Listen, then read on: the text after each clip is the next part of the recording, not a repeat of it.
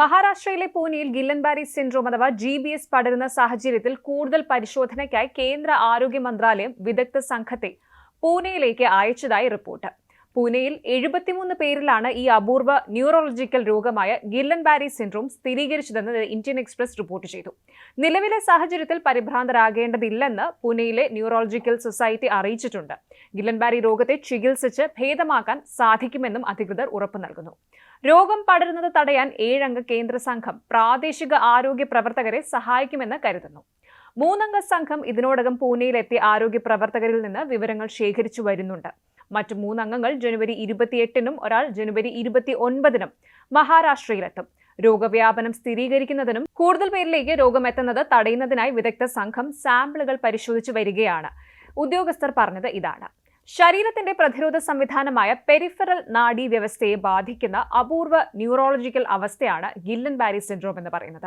വയറിളക്കം, വയറുവേദന, പനി, ഛർദി എന്നിവയാണ് ഈ രോഗത്തിന്റെ പ്രധാന ലക്ഷണങ്ങൾ. കാംപിലോബാക്ടർ ജെജുനി എന്ന ബാക്ടീരിയയാണ് രോഗം പടർത്തുന്നതെന്ന് വിദഗ്ധർ പറയുന്നുണ്ട്. മലിനമായ ഭക്ഷണം, വെള്ളം എന്നിവയിലൂടെയാണ് ഈ ബാക്ടീരിയ ശരീരത്തിൽ എത്തുന്നത്. ഇനി എന്താണ് GBS അഥവാ ഗില്ലൻ-ബാരി സിൻഡ്രോം എന്ന് പറയുന്നത് പരിശോധിക്കാം. ഒരു അപൂർവ ഓട്ടോ ഇമ്മ്യൂൺ ന്യൂറോളജിക്കൽ രോഗമാണ് GBS അഥവാ ഗില്ലൻ-ബാരി സിൻഡ്രോം എന്ന് പറയുന്നത്. സാധാരണയായി ശരീരത്തിലേക്ക് എത്തുന്ന അന്യ വസ്തുക്കളെ പ്രതിരോധ സംവിധാനം, അതായത് ഇമ്മ്യൂണിറ്റി സിസ്റ്റം ചെറുത്തു നിർത്തുന്നു. എന്നാൽ ഗില്ലൻ-ബാരി രോഗം ശരീരത്തിലെ പെരിഫറൽ നാഡീ വ്യവസ്ഥയെയാണ് ബാധിക്കുന്നത്.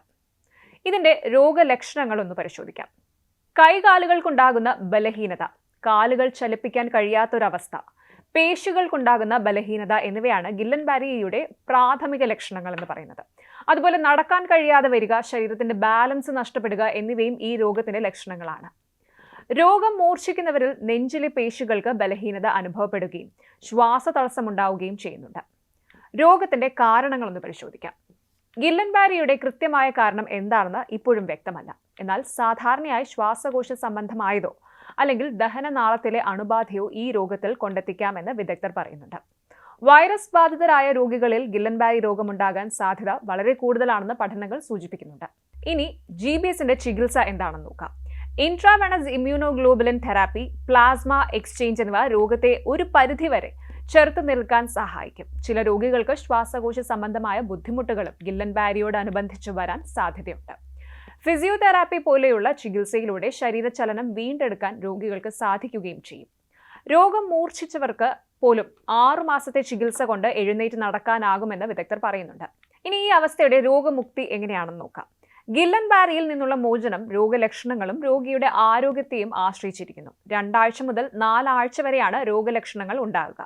കൈകാലുകൾക്ക് പെട്ടെന്ന് ബലഹീനത അനുഭവപ്പെടുകയോ നടക്കാൻ ബുദ്ധിമുട്ട് തോന്നുകയോ ചെയ്താൽ വിദഗ്ധരായ ഡോക്ടറെ സമീപിക്കേണ്ടതാണ്. വയറിളക്കം, ഛർദി എന്നിവയും ഗില്ലൻ-ബാരിയോട് അനുബന്ധിച്ച് അനുഭവപ്പെടാറുണ്ട്.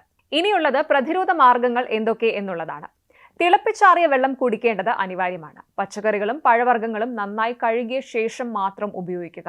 നന്നായി വേവിച്ചെടുത്ത ഇറച്ചിയാണ് കഴിക്കേണ്ടത്. കൂടാതെ ഇടയ്ക്കിടെ കൈകൾ സോപ്പിട്ട് കഴുകണം. രോഗം പടരുന്ന സാഹചര്യത്തിനാൽ വ്യക്തി ശുചിത്വം പാലിക്കേണ്ടത് അത്യാവശ്യമാണ്.